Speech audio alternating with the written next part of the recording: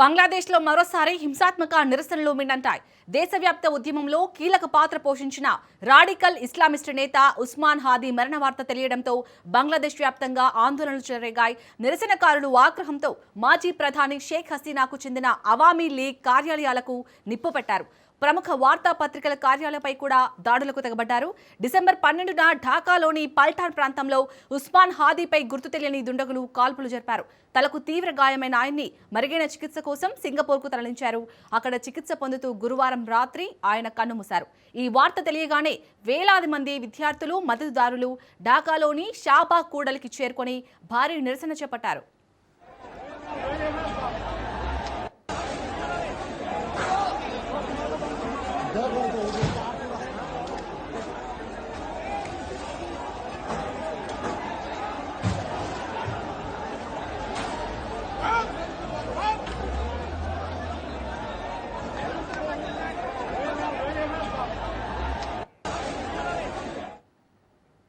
హసీనా నేతృత్వంలోని Awami league party మద్దతుదారులే ఈ హత్యకు పాల్పడ్డారని నిరసనకారులు ఆరోపిస్తున్నారు. రాజ్షాహీ నగరంలో ఆగ్రహించిన ఆందోళనకారులు అవామీ లీగ్ ప్రాంతీయ కార్యాలయాన్ని బుల్డోజర్లతో కూల్చివేసి నిప్పు పెట్టారు. అలాగే షేక్ ముజీబుర్ రెహమాన్ నివాసాన్ని కూడా ధ్వంసం చేశారు. దేశంలోని పలు ప్రాంతాల్లో అవామీ లీగ్ నాయకుల ఇళ్లపై దాడులు జరిగాయి.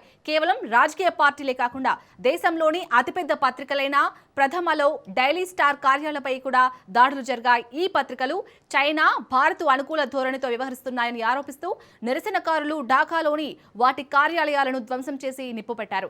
భవనం లోపల జర్నలిస్టులు చిక్కుకుపోవడంతో తీవ్ర ఉత్కంఠ నెలకొంది. అగ్నిమాపక సిబ్బంది రంగంలోకి దిగి దాదాపు 25 మంది జర్నలిస్టులను రక్షించారు.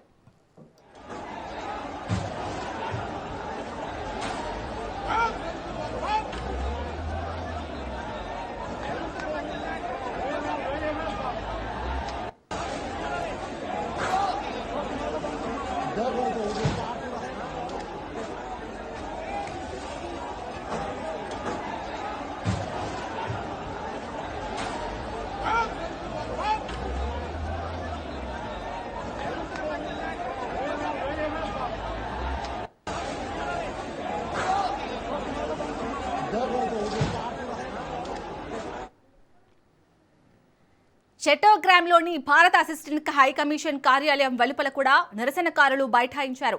ఉస్మాన్ హాదీ హత్య వెనుక విదేశీ శక్తుల హస్తం ఉందంటూ భారత్కు వ్యతిరేకంగా నినాదాలు చేశారు. పరిస్థితి విషమించడంతో పోలీసులు బాష్పవాయువు ప్రయోగించి ఆందోళనకారులను చెల్లాచెదురు చేశారు.